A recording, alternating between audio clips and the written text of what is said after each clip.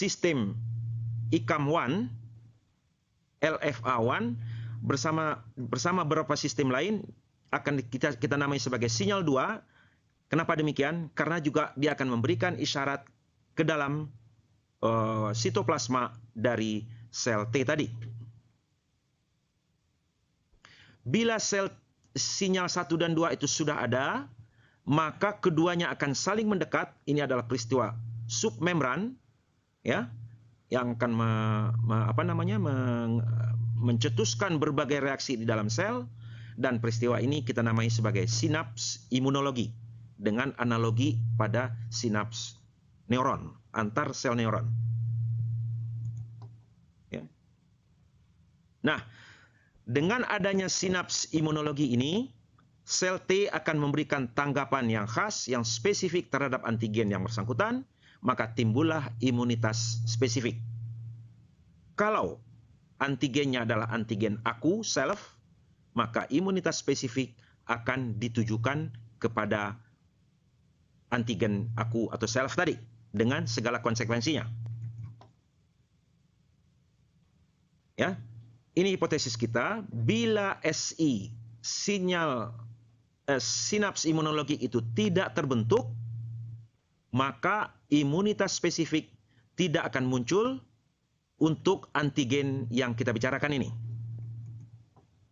Nah, ini saya kutip dari disertasi. Ini disertasi yang keempat yang juga dilakukan di lingkungan FKUI, ya, tidak seluruhnya memang, yaitu skema bagaimana sel-sel sel T dan sel APC berinteraksi satu sama lain, dengan sel APC menyajikan antigen, dan ini adalah ICAM dan LFA1. Ya, ada sistem lain yang juga ikut membentuk sinyal 2, ya, tetapi yang terpenting adalah kita fokuskan kemari. Ya, kita lihat urutannya. Ya, pada urutan pertama, saling mendekati sel T dan sel APC, kemudian terjadi pengenalan dan pengikatan, ya, antigen dikenali, yang disajikan oleh MHC2 dikenali oleh T cell reseptor, bersamaan dengan itu, ya, ICAM, ya, dikenali dan diikat oleh LFA1, ya, dan protein-protein lain. Kemudian setelah ini terbentuk, ada sinyal ke dalam sitoplasma masing-masing. Dalam hal ini kita lihat sel T, dan mereka saling mendekat, dan dari situ akan timbul respon imun yang spesifik terhadap antigen yang disajikan oleh MHC2 ini.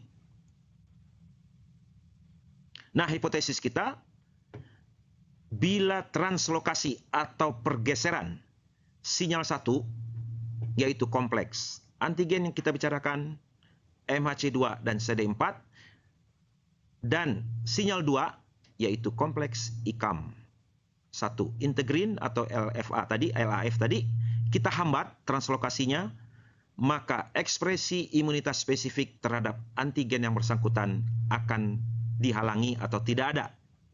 Ya, secara teoritis, translokasi dapat dihalangi dengan mengikat antigen yang bersangkutan, ya, dengan mengikatkan antigen yang bersangkutan tadi dengan penggal peptida dari ICAM1 yang dikenali dan diikat oleh LFA1 atau integrin tadi.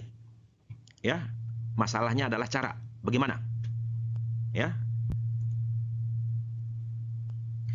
Untuk itu, ya, kita lihat dari skema tadi, tidak seluruh protein tersebut berinteraksi, ya. Jadi ada bagian-bagian yang disajikan dari TCR yang berikatan dengan sebagian dari antigen. Untuk itu harus diketahui urutan asam amino yang menjadi bagian antigen yang bersangkutan, yang diikat oleh TCR tadi, dan sintesis dari peptida dengan urutan asam amino tersebut. Jadi urutannya harus diketahui, dan setelah diketahui kita sintesis peptida tersebut. Hal yang sama, ya, berlaku untuk peptida ICAM1 yang dikenali oleh LAF1 atau integrin. Kalau kita sudah memperoleh peptida yang dua ini, kedua peptida ini diikatkan satu sama lain dengan suatu molekul polimer sintetis yang dapat didegradasi oleh sel-sel kita, tapi dengan cara yang sangat lambat. Kalau tidak dapat, itu berbahaya. Ya, senyawa itu yang sering dipakai dalam dalam bahkan sampai untuk imunisasi adalah suatu polimer yang namanya polyethylene glycol. Nah, ini ada yang ketinggalan ya. Nah, yang tadi saya katakan paling mungkin adalah ikatan antigen yang bersangkutan dengan peptida. Ya. Jadi ini ada ya salah urut ya.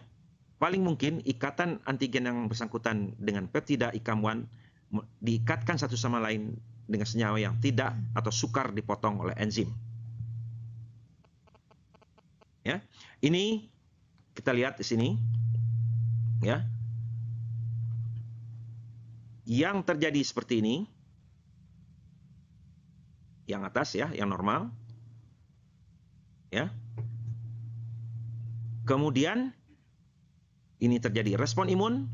Kalau dia dihalangi dengan suatu senyawa seperti ini, ya, yang sebelah kiri adalah potongan antigen, sebelah kanan adalah potongan LAF1 yang disambungkan dengan suatu polimer, senyawa ini akan duduk masing-masing di TCR dan di ICAM1, tetapi dia tidak dapat memberikan sinyal 1 dan sinyal 2. Kenapa?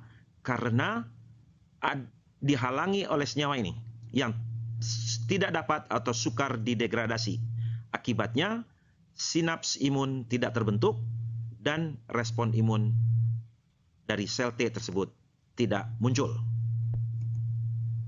Ya, ini molekulnya. Ini adalah singkatan isyarat singkatan untuk asam-asam amino. Ya, saya sendiri tidak hafal, bisa dilihat di buku. Tapi yang penting bagi kita ini adalah urutan asam amino dari antigen yang disajikan oleh MHC2. Ini adalah penggal dari molekul LFA1 ini, yang urutan asam aminonya diketahui, dan bagian inilah yang berinteraksi dengan ICAM1. Ya, ini adalah ya molekul ini, polimer tadi ini bertindak sebagai jembatan yang tidak dapat atau lambat didegradasi secara biologis. Kita lihat di sini, dia akan duduk di tempat ini dan adanya ini akan menghalangi migrasi atau saling pendekatan dari kedua sistem stimulator ini. Dengan dihalangi, maka respon imun akan dihambat. Nah, eksperimennya gimana? Ya, ini kita lihat bagaimana dia dilaksanakan. Sekelompok mencit dari galur tertentu, kalau saya nggak salah namanya SLJ, dibuat mengalami suatu keadaan yang mirip dengan penyakit autoimun yang dikenal dengan nama multiple sclerosis. Ini adalah suatu penyakit autoimun yang menyerang susunan saraf pusat. Sebagai ilustrasi, menyebabkan kelumpuhan progresif seperti yang dialami oleh seorang fisikawan yang sangat terkenal, Stephen Hawking. Pernah dengar ya? Oke. Nah, bagaimana caranya? Mencit ini diimunisasi dengan suatu protein yang ditemukan dalam susunan saraf pusat yang dinamai sebagai protein proteolipid atau proteolipid protein, kita singkat dengan PLP. Ya. Imunisasi ini akan imunisasi ini akan menimbulkan gejala-gejala yang sama dengan multiple sclerosis, ya, dinamai sebagai eksperimental, ya adalah namanya ya. Bagian pendek kata mirip dengan multiple sclerosis. Ya. Kemudian dilakukan sintesis peptida PLP pada urutan asam amino 139 sampai 151. Ini adalah bagian PLP yang menjadi antigen autoimun dan yang disajikan oleh sel-sel APC melalui MHC2. Kemudian juga ya dilakukan sintesis peptida LAB 237246. LAB ini adalah bagian dari peptida LAF tadi, ya, bagian LAF yang dikenali dan diikat oleh ICAM1, ICAM1. Kalau kedua peptida ini sudah siap diperoleh, maka kedua ujungnya dipersambungkan dengan suatu polimer, yaitu polyethylene glycol, PEG, dan bila senyawa ini disuntikkan kepada mencit yang sudah mengalami kelumpuhan karena imunisasi tadi, ya, senyawa bipeptida namanya, ya, dihubungkan, ya, disuntikan, maka ya akan timbul efek yang menyembuhkan, ya. Jadi kita suntikan senyawa sintesis yang berupa bipeptida yang dihubungkan dengan PEG ke mencit galur SLJ yang sudah diimunisasi dengan PLP utuh beberapa waktu sebelumnya, dan semuanya mengalami kelumpuhan. Nah, ini hasilnya. Ada banyak, ya, saya kutip yang jelas saja. Sayang saya tidak dapat memperlihatkan gambar foto mencit tersebut sebelum ketika beberapa waktu setelah diimunisasi sehingga mengalami kelumpuhan dan setelah diberi obat. Kita lihat, ya, mencit yang hanya mendapat, ya, mencit yang lumpuh kemudian hanya mendapat pelarut berupa dapar PBS, fosfat buffer salin, ya, semuanya mengalami kelumpuhan, tidak ada yang sembuh. Sedangkan yang mendapat senyawa yang disintesis, ya, dia mengalami mengalami perbaikan, ya. Sedikit sekali yang mengalami, ya, hampir semuanya pulih lagi. Nah, apa yang kita dapat simpulkan dari pembicaraan kita ini? Pertama, kita buat kesimpulan khusus menyangkut judul, ya. Penyakit autoimun, dalam hal ini penyakit autoimun eksperimental autoimun encephalitis yang timbul pada mencit, dapat dihambat perkembangannya dengan menghambat pembentukan sinaps imun yang mutlak harus ada dalam suatu tanggapan imun yang efektif, asal saja dapat dicari urutan asam amino dari antigen yang bersangkutan dan dapat kita sintesis. Kalau hal ini berlaku untuk penyakit autoimun eksperimental, ya, mestinya ini berlaku untuk berbagai penyakit autoimun yang lain, ya. Misalnya yang lazim sekarang dikenal adalah penyakit lupus. Kemudian juga yang banyak menyerang orang adalah menyerang sendi, yaitu rheumatoid arthritis, ya, bahkan mungkin penyakit ginjal autoimun, ya, dan penyakit-penyakit lain autoimun yang makin lama makin sering bermunculan di Indonesia. Ya. Ada penyakit autoimun yang menyerang kelenjar endokrin, yaitu menyerang reseptor dari sel-sel tiroid, jadi reseptor TSH, yaitu penyakit Hashimoto. Itu juga mestinya dapat diobati dengan cara seperti ini, secara lebih spesifik. Ya, saya ingin membawa Anda semua kepada kesimpulan umum, ya, karena kita mulai dengan hal yang umum tadi, ya.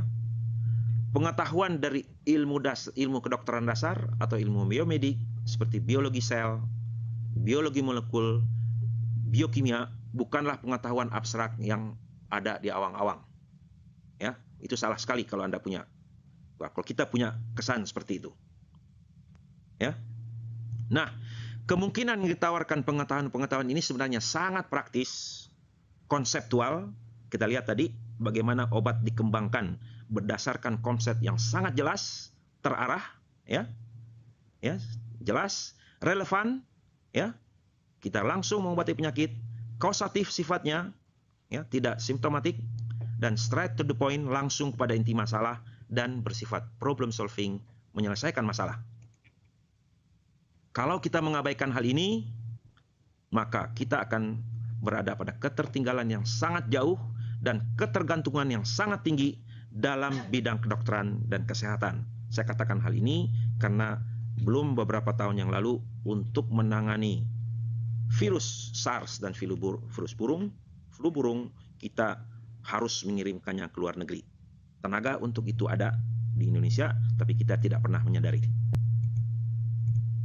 Nah, saya berikan satu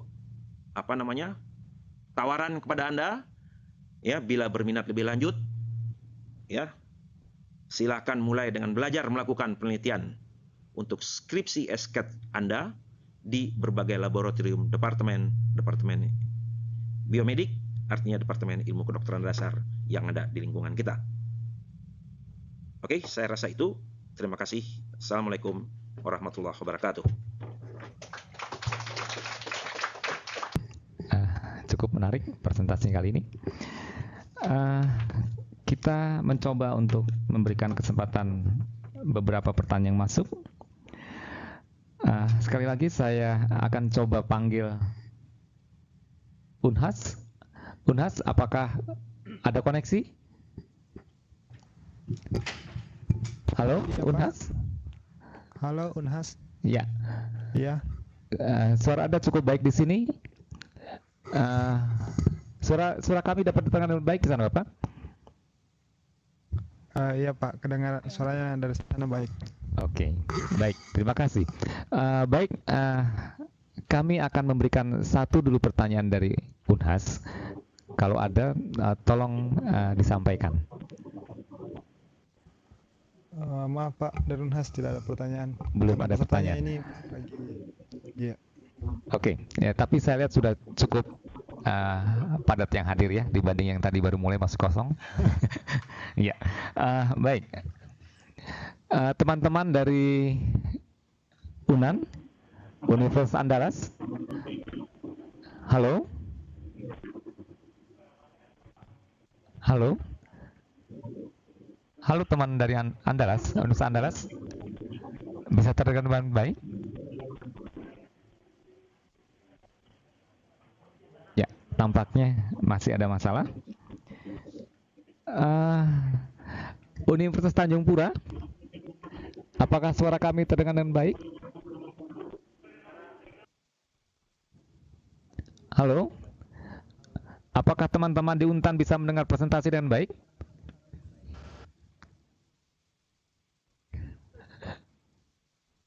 Halo? Ya, nampaknya koneksi juga belum terlalu baik.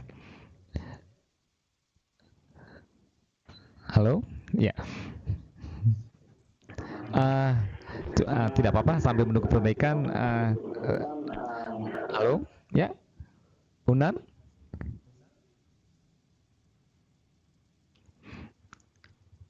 Ya, tampaknya belum ada koneksi baik.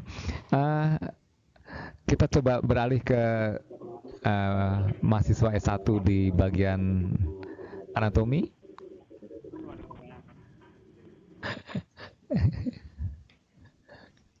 Ya, halo.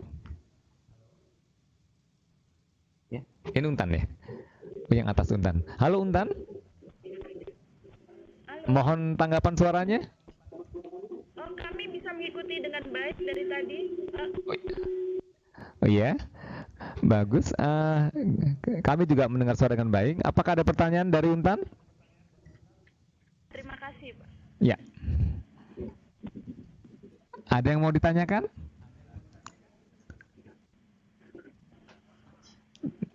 Nampaknya terputus. Kami belum ada pertanyaan, Pak. Terima kasih. Ya, belum ada pertanyaan ya? Baik. Coba kami koneksikan dengan teman-teman yang ada di bagian patologi yang besar ini ya. Untan, Makassar, kemudian ruang anatomi. Ini dia. Oh. Halo, bagian anatomi? Ya. Saya ingin bertanya, apakah benar prospek kedepannya terapi ini terhadap penyembuhan penyakit lupus? Apakah ada prospek kedepannya untuk yang kita tahu kan penyakit lupus itu merupakan penyakit autoimun juga. Apakah hal itu bisa membantu? Terima kasih. Ya. Baik, Prof. Cukup terdengar, Prof? Ya. bagaimana prospek ke depan dengan penyakit Ya. lupus ya, Mas? Baik, terima kasih. Bisa didengar ya? Terima kasih atas pertanyaannya. Eh, oleh karena ini sudah terbukti, walaupun secara eksperimen terbukti untuk suatu kelainan autoimun, ya, maka tentunya dia dapat dikembangkan untuk penyakit autoimun yang lain, termasuk lupus. Syaratnya cuma satu, yaitu kita harus tahu antigen autoimun pada lupus itu sendiri. Untuk itu memang perlu dipilah-pilah dari sejumlah protein yang menjadi antigen autoimun tadi. Kalau itu sudah diketahui dengan pasti, ya, maka dipelajari dan dari protein tersebut, protein antigen tersebut, bagian mana yang disajikan oleh sel-sel APC melalui MHC2 penita autoimun tersebut, dan dengan demikian kita dapat mensintesis peptida dengan urutan amino yang sama dengan antigen yang disajikan oleh APC tadi. Teoritis hal ini dapat kita lakukan. Ya. Apakah cukup baik terdengar di sana? Halo? Ya, cukup baik. Ya. Baik, terima kasih. Sebelum kembali lagi ke Unhas, mungkin teman-teman di Plur. Ya, silakan, Pak Ustaz. Sebutkan namanya tolong ya. Autoimun tadi, begitu kan? Ya, tadi sudah dikatakan prosesnya dengan melakukan peniruan dari molekul yang biasanya menjadi antigen. Ini ditiru.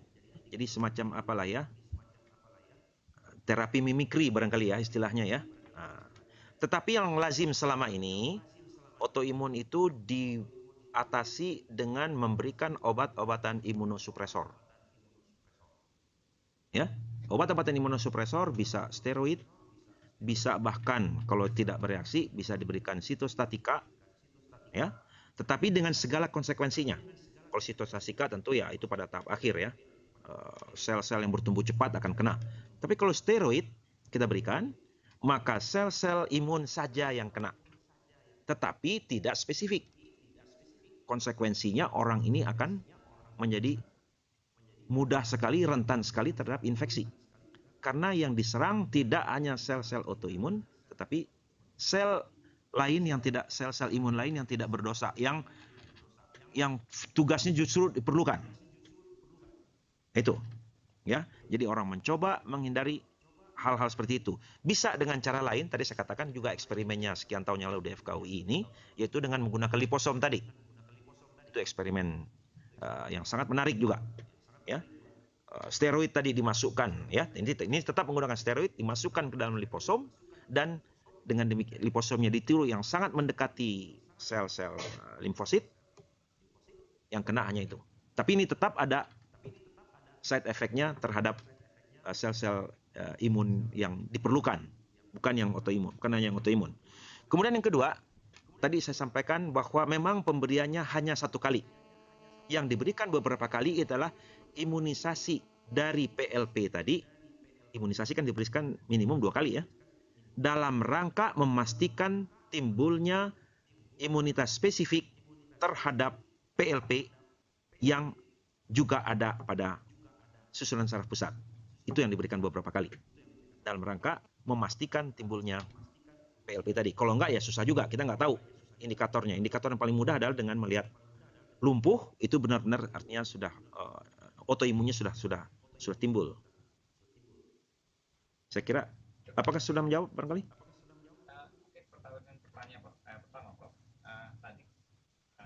Peptida yang ditempelkan itu katanya susah didegradasi.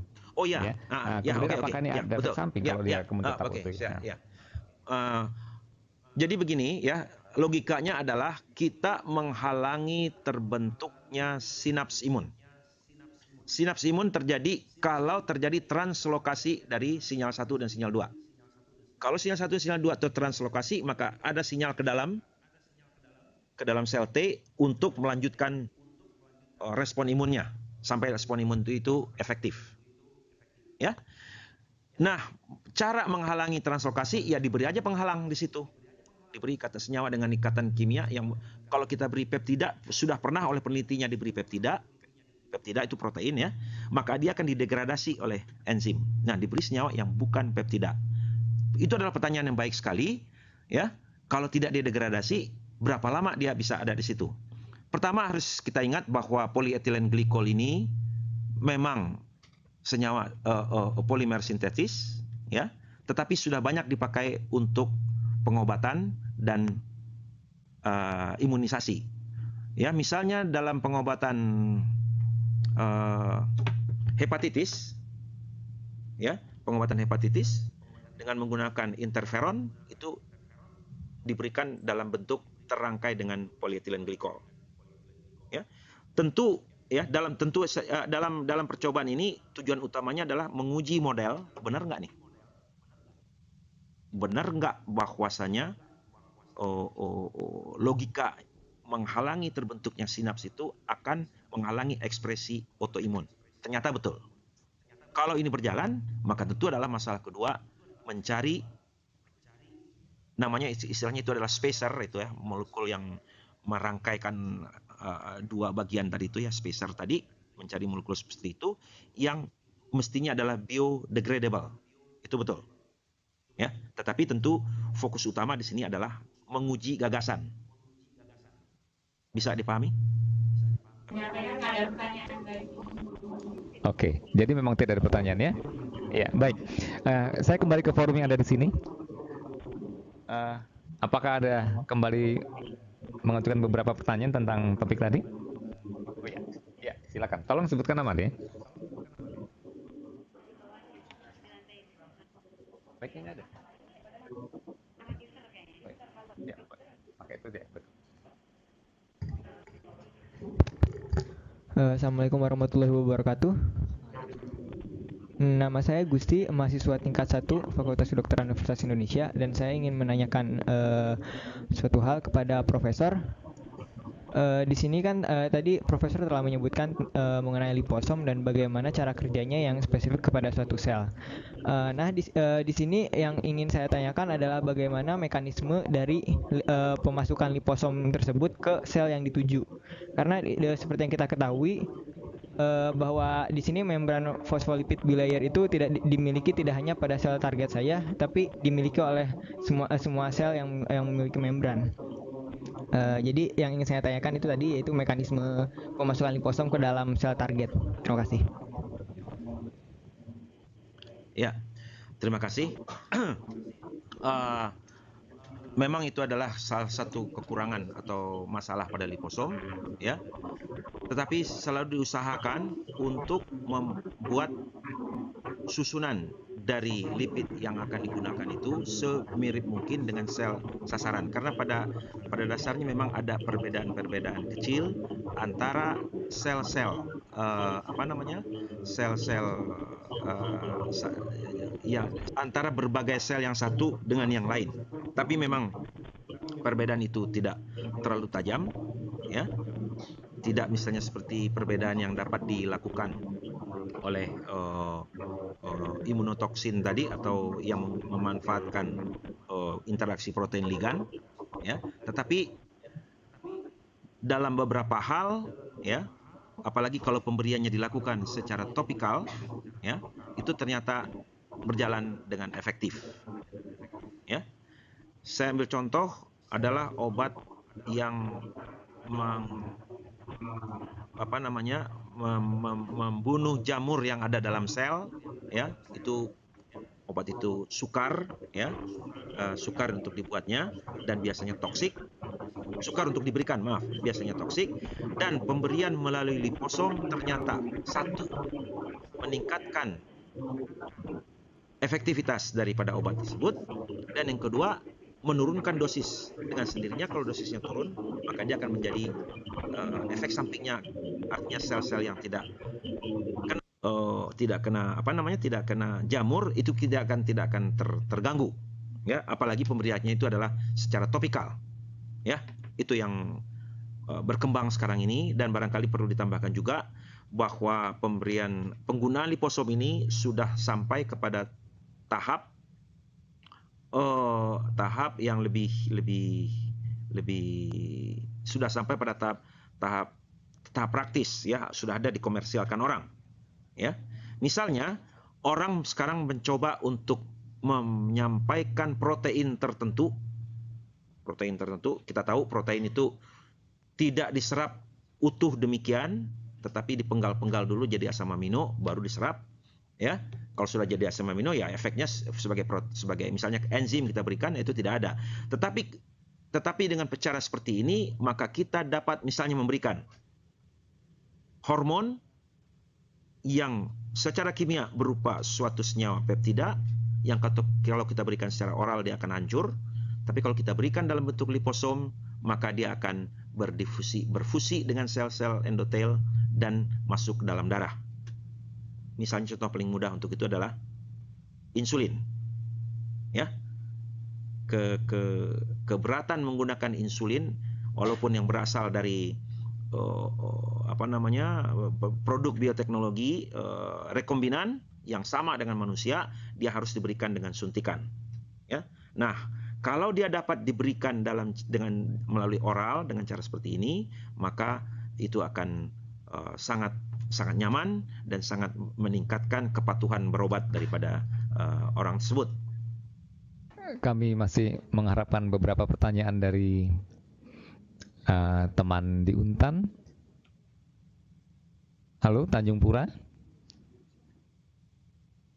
Ya, saya akan coba panggil. Selamat sore, coba tolong dijawab. Apakah ada suaranya?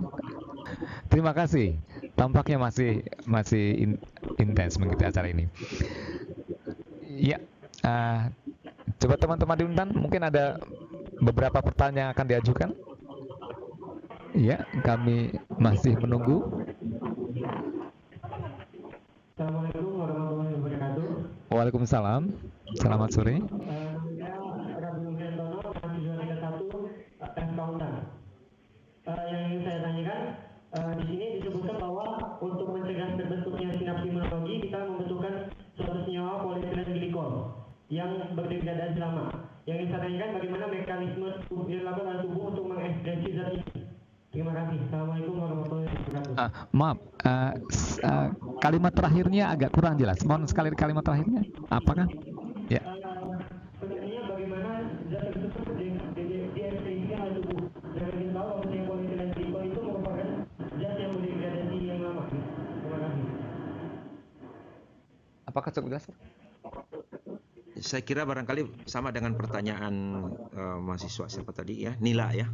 Bagaimana yang dipermasalahkan adalah polietilen glikol. Bagaimana mekanisme tubuh untuk melakukan degradasinya, ya. Terus terang, saya sendiri juga belum tahu bagaimana dilakukan. Tetapi ini polietilen glikol ini sudah dipakai, ya, sudah dipakai pada tingkat dunia, artinya sudah disetujui. Kalau standarnya adalah Amerika, FDA, itu sudah disetujui oleh FDA, ya, untuk dipakai dalam pengobatan yang dilakukan secara suntikan, artinya masuk ke dalam sistem sirkulasi kita, bukan semata-mata berada di saluran cerna. Artinya mesti ada suatu mekanisme yang melakukan degradasi dari polietilen glikol ini. Ya, kalau tidak, ya mestinya obat ini akan bertahan lama, bahkan mungkin menimbulkan reaksi-reaksi lain. Ya, hanya itu yang dapat saya sampaikan. Halo, Untan, cukup jelas jawabannya? Baik, kesempatan selanjutnya saya akan kembali mengundang teman di Unhas. Tampak di gambar Unhasnya sudah tidak ada pesertanya. Ini apa sudah pulang Unhas? Saya Syarifah Dewi, staf dari biokimia. Oh, iya. Saya ingin menanyakan mengenai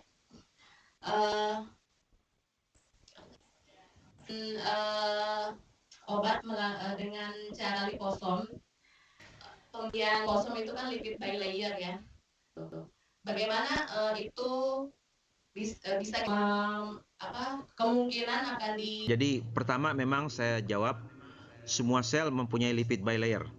Tetapi ada perbedaan-perbedaan kecil di antara sel-sel yang satu yang berasal dari organ yang satu dengan organ yang lain. Perbedaan itu mestinya dapat kita manfaatkan ya dengan mempelajari susunannya dan membuat liposom yang mirip dengan organ yang kita tuju. Itu yang pertama, ya. Yang kedua, memang untuk meningkatkan spesifisitasnya, ya, liposom itu seringkali disisipi jadi meniru apa yang ada pada membran sel yang biasa, disisipi dengan senyawa-senyawa tertentu atau diberi muatan atau diberi ligan-ligan tertentu yang hanya dapat berikatan, jadi gabungan dengan yang kedua, dapat berikatan dengan sel-sel yang punya reseptor terhadap ligan tersebut, sel-sel yang punya protein transmembran yang mampu mengikat ligan tersebut.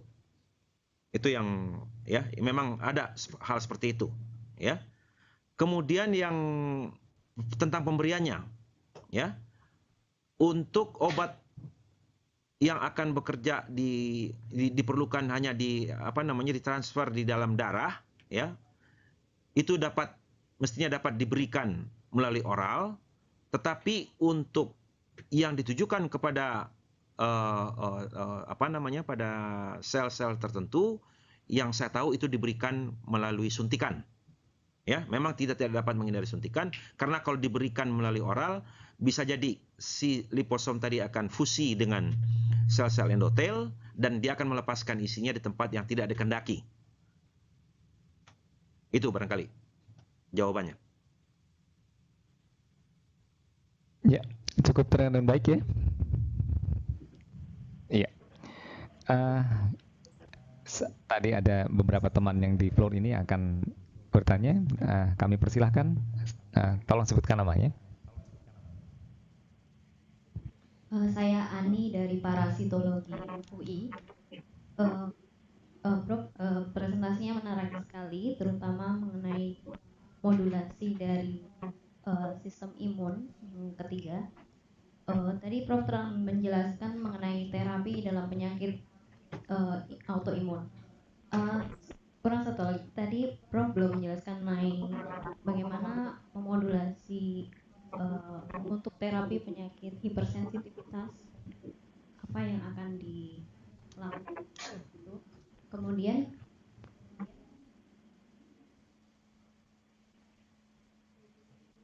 ya.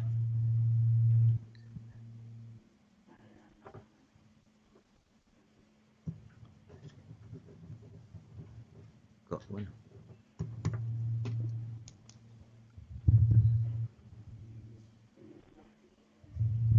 Ya, Pak. Jadi singkat kata, Prof, saya ingin tahu bagaimana cara memodifikasi untuk penyakit hipersensitivitas. Kemudian, kalau kita membuat suatu ligan yang identik dengan yang mengikat antigen tersebut, apakah tidak ada respon spesifik dari tubuh yang merupakan anti dari antibodinya tersebut? Terima kasih. Ya. Jadi ya, pertanyaannya saya akan jawab ya. Jadi untuk hipersensitivitas ya tentu yang tipe apapun ya, tetap misalkan sajalah tipe cepat, tipe 4 yang alergi ya, atau tipe 1 maaf ya, yang alergi. Prinsipnya saya kira akan sama.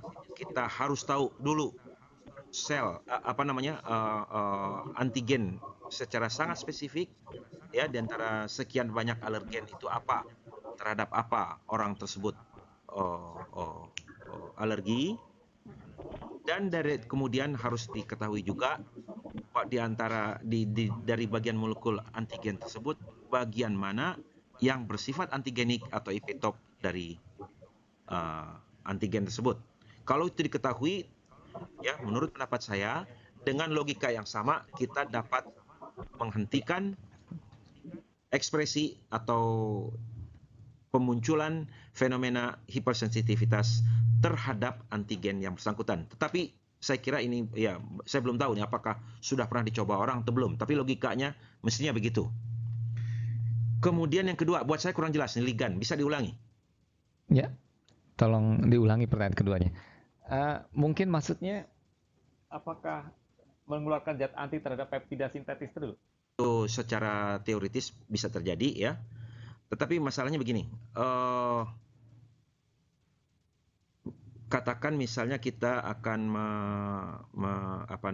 memasukkan satu obat melalui suatu ligan yang dapat diikat oleh suatu sel tertentu yang menjadi target kita. Ligan ini secara alamiah tentu tidak bersifat sebagai suatu antigen. Apalagi kalau ligan itu adalah suatu hormon dengan ukuran kecil atau suatu mediator, ya. Tetapi ya, kita akan menggunakan ligan ini dengan membebani ligan ini katakanlah dengan suatu senyawa yang toksik.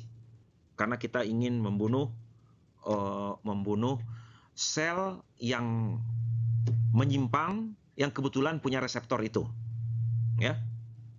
Yang menyimpang perilaku yang berbahaya, ya. Nah, tentu ligan yang kita maksud tersebut ya kita ikatkan kepada suatu senyawa yang toksik tadi dengan harapan, dengan perkiraan si ligan itu hanya akan diikat oleh reseptor dan masuk ke dalam sel, membunuh sel tadi. Ya. Nah, pertama-tama apakah timbul suatu antibodi? Secara hitungan-hitungan di atas kertas, kalau berat molekulnya kecil, itu enggak. Tetapi memang peluang untuk itu ada. Misalkan saja si ligan yang sudah mengalami modifikasi, yang sudah diberi beban molekul dengan senyawa toksik ini, dapat berikatan dengan suatu protein tubuh tertentu, sehingga timbul antigen baru. Itu ya. Ya, tetapi tentu saja kita mempertimbangkan segala macam risiko untuk itu. Ya. Kemudian yang kedua adalah bahwasanya suatu respon imun kan tidak muncul begitu saja. Itu minimum harus ada suatu pengulangan, ya, harus diberikan minimum 2 kali sehingga timbul spesifitas yang tinggi dan itu makan waktu. Ya, sedangkan obat ini begitu dia masuk ke dalam tubuh diharapkan ya dengan ikut sirkulasi lalu tersangkut di tempat yang menjadi sasarannya, ukurannya adalah jam. Ya. Jadi ukurannya seperti kaidah-kaidah yang ada pada farmakologi. Tentu ada kajian tentang seharusnya ya, kajian tentang farmakodinamiknya dan farmakokinetiknya. Ya, dan kita tahu ukurannya itu biasanya ukuran jam yang tidak memberikan kesempatan yang terlalu banyak untuk proses timbulnya suatu respon imun. Ya, jadi saya kira ada perhitungan-perhitungan hal seperti itu.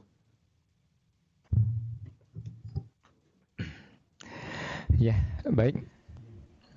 Saya kasih satu pertanyaan juga dari Flor ini dulu sebelum kita edarkan ke tempat lain. Ya, silakan. Assalamualaikum warahmatullahi wabarakatuh. Nama saya Ovi, mahasiswi tingkat 1 Fakultas Kedokteran Universitas Indonesia. Terima kasih atas kesempatannya. Jadi tadi Profesor telah menjelaskan dengan sangat menarik bahwa ada suatu terapi intervensi terhadap kerjasama sel imun untuk menghambat sinaps imunologi sehingga mencegah agar sistem imun tidak menyerang sel dari self atau sel aku. Nah, pertanyaan saya, apabila seandainya self yang menjadi antigen ini adalah self yang memang harus dimusnahkan seperti tumor atau kanker, apakah pernah ada percobaan intervensi yang justru bersifat mengakselerasi dan bukan menghambat sinaps imunologi ini? Seperti itu, terima kasih. Ya, terus terang saya juga belum baca tentang hal seperti itu, tetapi ketika terjadi imunitas terhadap sel kanker, maka imunitas itu bukan ditujukan terhadap self, itu pasti bukan aku. Ya, kalau dia dianggap sebagai aku, maka justru berbahaya. Karena dia akan mentoleransi, ya, dianggap bagian normal dari diri sendiri, maka sel yang sudah modifikasi tadi, yang sudah transformasi tadi, yang sudah menyimpang perilakunya tadi, maka justru berbahaya untuk ditoleransi. Seharusnya memang tidak boleh dianggap sebagai aku.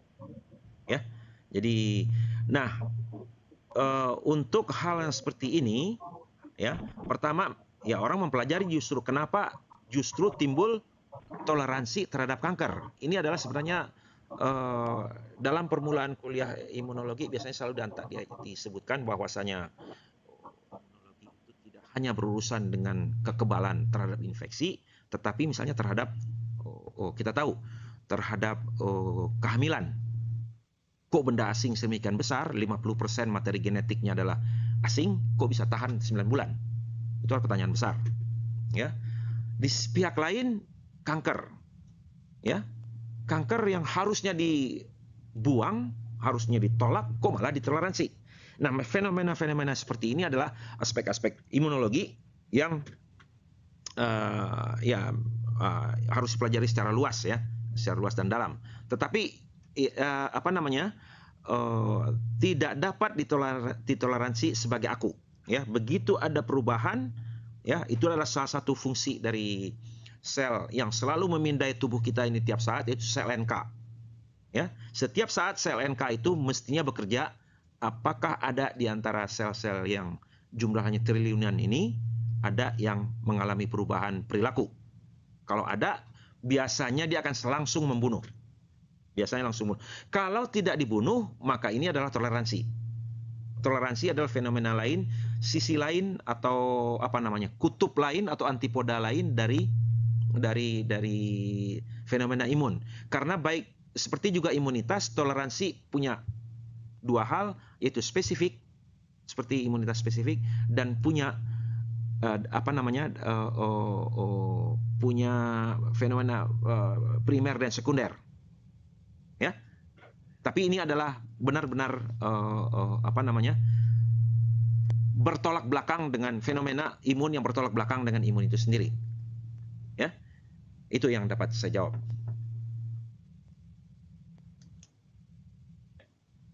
Tuan Hadinata dari mahasiswa tingkat 1 Fakultas Kedokteran Universitas Tanjung Pontianak. Yang ingin saya tanyakan, tadi sempat dikatakan pada imunotoksin mekanisme pengikatan antibodi terhadap toksin. Yang saya mau tanyakan, bagaimana penjelasan secara rinci dari mekanisme pengikatan antibodi terhadap toksin tersebut, di mana antibodi tersebut yang seperti kita ketahui akan menolak toksin yang ada. Terima kasih. Ya. Jadi antibodi ini bukan ditujukan kepada toksin. Jadi antibodi ini ditujukan kepada sel yang menjadi sasaran kita. Apakah sel itu sel kanker ataukah sel yang punya protein-protein transmembran tertentu yang akan kita lenyapkan, ya, akan kita obati atau lenyapkan, ya gitu ya. Dibuat antibodi yang spesifik terhadap dia. Benar-benar spesifik. Ya, tentu ada caranya, ya. Ada caranya untuk itu. Kalau kita memperoleh antibodi yang spesifik terhadap dia, maka si antibodi tersebut akan mengenali dan mengikat sel atau struktur yang ada pada sel tersebut secara spesifik. Nah, si antibodi bukan mengikat toksin.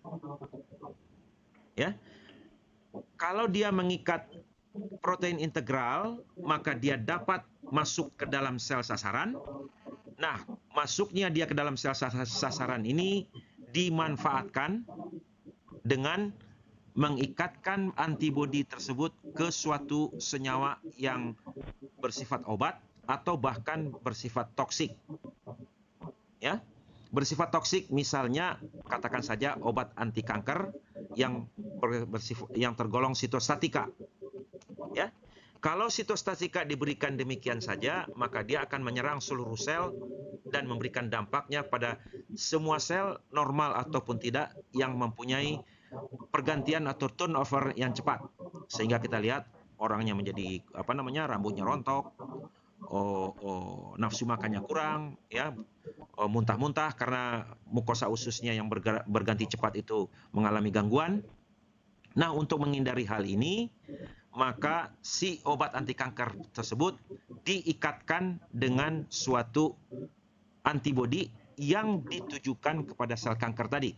Begitu si antibodi mengikat sel kanker atau bagiannya yang spesifik untuk itu, maka dia akan masuk ke dalam membawa senyawa yang toksik tadi. Bahkan saya katakan tadi secara teoritis atau bukan secara teoritis, secara eksperimental malah kita dapat mengikatkan senyawa-senyawa yang benar-benar toksik dalam kalau diberikan secara umum begitu saja. Saya ambil contoh tadi, yaitu toksin difteri, kemudian amanitin, satu peptida yang menghalangi biosintesis protein, ya, dan juga satu antibiotika yang hanya dipakai selama ini untuk eksperimen, yaitu misalnya furomisin. Bahkan mungkin ini angan-angan saya, kenapa nggak kita coba misalnya dengan toksin yang dikenal di Indonesia, yaitu asam bongkrek. Bisa jadi, ya, kita masukkan asam bongkrek ke sel kanker dan dia hanya membunuh sel kanker tadi, tidak ya dengan cara-cara yang terarah seperti ini dan tidak membunuh sel lain. Demikian jawabannya. Tidak ada pertanyaan. Barangkali kembali floor di sini. Ya, silakan. Ya. Nama saya Christian dari mahasiswa tingkat 1 Fakultas Kedokteran Universitas Indonesia. Pertanyaan saya, Prof, tadi kan juga di slide ada, selain ada ikatan antara MHC dan TCR, dan juga yang sinyal kedua yaitu yang integrin dan LFA, juga ada kan di konstimulasi sinaps imunologi ini juga ada yang ikatan antara B7 dan CD8 yang juga sangat penting. Itu dalam peristiwa yang kita memblok ini, apakah yang terjadi dengan ikatan tersebut? Itu pertanyaan pertama saya. Lalu pertanyaan kedua saya, apakah ada percobaan atau intervensi untuk menghalangi ikatan antara kompleks B7 dan CD28 tersebut? Terima kasih, Prof. Tadi saya katakan sinyal 2 itu terdiri atas beberapa interaksi, ya. Yang terpenting kelihatannya adalah ICAM1 itu dengan apa namanya, dengan LAF, ya, integrin, dan ada B7 dan beberapa yang lain itu, ya. Tentu hal-hal ini perlu diperhitungkan, ya. Tetapi kan ada prinsip, ya, dalam suatu eksperimen kita mencoba model yang paling sederhana. Itu perlu diingat, ya. Apakah dengan model yang paling sederhana ini, karena yang ada adalah dua sinyal. Sinyal satu adalah kompleks antara TCR dengan antigen yang dipresentasikan oleh MHC2, tentu dibantu oleh protein kostimulator yang sampingnya itu CD4, ya. Itu sinyal satu, sudah jelas, ya. Sinyal 2 itu sekelompok protein. Nah, di antara ini dipilih, ya, karena kalau kita bikin semuanya juga bisa. Kita lihat lagi kita potong lagi apa yang berinteraksi dengan antara B7 dan CD28, protein-protein lain dan sebagainya, lalu kita buat semua bersama-sama, itu juga bisa. Tetapi kalau sudah jalan dengan apa namanya, sistem konjugat, ini konjugat namanya, ya, gabungan ini protein berapa tadi, PLP tadi, penggal PLP tadi yang digabung dengan penggal LAF tadi digabung dengan polyethylene glycol, sudah jalan, maka rasanya tidak, ya, biasanya orang akan berhenti sampai di situ karena apa namanya, ya, tidak mungkin lagi terjadi pendekatan apa namanya, translokasi antara antigen dengan sisanya tadi karena sudah terhalang, ya. Jadi rasanya begitu, ya. Kemudian apa yang terjadi, ya, rasanya karena tidak ada, walaupun mereka terjadi antara interaksi dengan CD28 dan B7 kan begitu kan, ya, mungkin mereka atau pasti juga akan saling mengenali dan mengikat satu sama lain, ya. Tetapi kemudian karena ada sinyal ke dalam sel, karena ikatan itu interaksi protein ligan ini tetap interaksi protein ligan itu akan mengirimkan sinyal ke dalam sel, tapi sinyal itu yang berupa saling mendekatnya mereka itu yang terjadi sebenarnya adalah antara lain polimerisasi aktin di submembran tidak terjadi karena terhalang oleh yang lain, maka ya dia berhenti sampai di situ. Ya, mungkin juga kita nggak tahu ya, tentu banyak hal bisa dipelajari. Mungkin juga dia mengirimkan sinyal-sinyal melalui jalur-jalur transduksi sinyal, melalui protein kinase dan sebagainya yang mungkin rasanya barangkali tidak ada hubungannya secara langsung dengan fenomena imun. Bisa jadi dia malah mati, kita nggak tahu. Ya, sinyal apoptosis misalnya, kita nggak tahu juga tuh. Ya, tapi yang jelas adalah dia sudah terhalang, tidak mungkin lagi dengan mendekati. Karena untuk mendekati tersebut dia harus ya bagaimana caranya, dia sudah dipegang begitu, sudah dipasung, kedua hal ini sudah dipasung oleh molekul polimer tadi, kira-kira begitu. Masih ada satu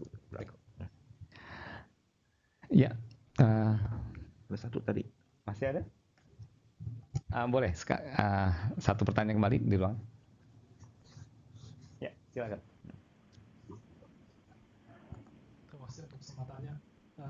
Tadi yang sel saraf bagaimana ya? Pertanyaan sel saraf mana yang paling sering diserang? Ya, sel saraf motorik. Sel saraf motorik mana yang paling banyak? Ya, saya tidak mempelajari sampai sedemikian jauh ya. Barangkali bisa dilihat di jurnal-jurnal autoimun, apa ya, tentang. Oh iya. Ya, apakah dihubungkan dengan kemungkinan sel saraf itu tidak dapat beregenerasi? Kan begitu kan? Ya. Oke. Nah, pertama, pernyataan bahwa sel saraf itu tidak dapat beregenerasi sekarang dipertanyakan orang. Ya. Terutama bagi mereka yang meneliti sel punca atau sel punca ya, stem cell. Ya. Karena para peneliti sel punca dalam usahanya untuk mengobati penyakit-penyakit seperti stroke, seperti Alzheimer, itu berharap dan mulai mendapatkan tanda-tanda bahwa sel saraf itu bisa regenerasi asal sel punca yang ada di sekitar situ diaktifkan atau diberikan sel punca dari luar, atau diarahkan sel punca tubuh diarahkan ke situ. Jadi potensi untuk regenerasi itu ada, ya. Kemudian yang kedua, ini PLP ini ya sehubungan juga barangkali menjawab pertanyaan yang pertama, barangkali itu menyerang antara lain terutama adalah penyakit selubung mielin, protein yang ada di situ, ya. PLP proteolipid protein, jadi artinya ya lipid yang paling banyak di sel saraf itu ada di akson. Itu adalah lapisan mielin. Di situ ada protein-protein yang bersifat hidrofobik, yang sukar larut, dan termasuk PLP ini. Ya. Nah, kalau si protein itu diserang, dan pada gambarannya memang demikian, bahwa di akson itu banyak sebukan sel radang, maka dia akan merusak selubung mielin ini. Kalau proses ini dihentikan dengan cara yang seperti katakan tadi, maka kita memberikan peluang untuk akson tadi untuk meregenerasi dirinya. Regenerasi, kita tahu bahwa akson itu kan asalnya sel tadinya ya, itu namanya sel Schwann. Udah tahu ya? Sel Schwann yang bergulung-gulung begitu, dan itu terbentuklah dia mengeluarkan lipid, lipid yang spesifik untuk susunan saraf pusat, maka terbentuklah sistem isolasi yang kita kenal dengan nama mielin tadi. Prof, tampaknya waktunya tinggal beberapa menit lagi. Ya, mungkin saya boleh tanya Prof sedikit. Boleh. Ya. Saya sangat senang dengan beberapa alternatif pendekatan untuk kasus-kasus hipersensitif dan autoimun. Saya banyak membaca akhir-akhir ini bahwa kelainan tersebut sebenarnya salah satunya dipicu oleh ketidakseimbangan sistem imun, dalam hal ini sel T regulator yang tidak kompeten lagi karena perubahan-perubahan paparan yang begitu berbeda dengan keadaan zaman itu, sehingga regulatornya sekarang tidak aktif pada kelompok-kelompok itu. Nah, upaya-upaya pertama yang pernah saya dengar bahwa pendekatan autoimun maupun hipersensitivitas itu akan dicoba dengan mensensitisasi sel-sel imun kita terhadap agen-agen yang berpotensi mengaktifasi regulatory kembali. Banyak sekali uji coba yang telah dilakukan ya. Contohnya adalah agen-agen seperti antigen yang disintesis dari bagian daripada tubuh cacing, ya, yang kemudian kalau terpapar oleh individu itu sangat potensial mengaktifasi TLR, yang kemudian TLR ini kalau MHC-nya kontak dengan naive T cell, dia akan berproliferasi menjadi T regulator yang kemudian menghasilkan antiinflamatori yang secara alamiah akan menekan sel-sel yang proliferasi menjadi kebanyakan. Dan tentunya ini suatu tantangan bagi kita juga, bahwa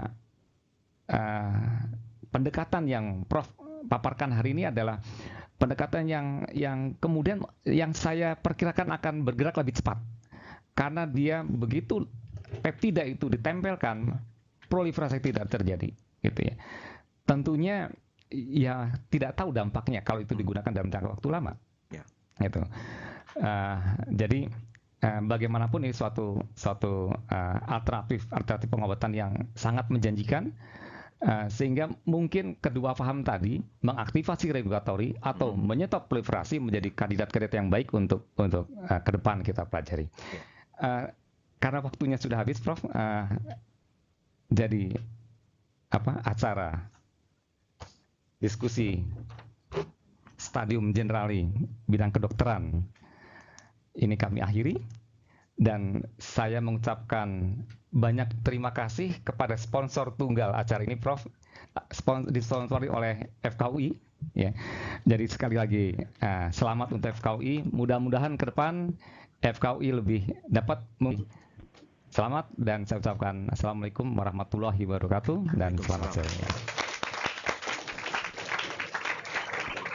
Ya, diucapkan terima kasih untuk Profesor Dr. Muhammad Sadikin dan Dr. Andes Heriwibowo. Perlu kami ingatkan untuk besok jam 10 akan diadakan kembali video conference yang berjudul Optimalisasi Penglihatan. Bagi yang berkenan, kami tunggu kehadirannya di tempat yang sama jam 10 dalam rangka Stadium General Video Conference Fakultas Kedokteran Universitas Indonesia. Sekali lagi kami ucapkan terima kasih. Namun untuk pihak kelas reguler program S1 atau tingkat 1 mohon di tempat, dan staf pengajar kami mohon juga untuk tetap di tempat, dan kami persilakan untuk teman-teman adik-adik tercinta dari kelas internasional kelas untuk kembali mengikuti kegiatan masing-masing. Terima kasih atas kehadirannya. Billahil taufiq wal hidayah. Wassalamualaikum warahmatullahi wabarakatuh.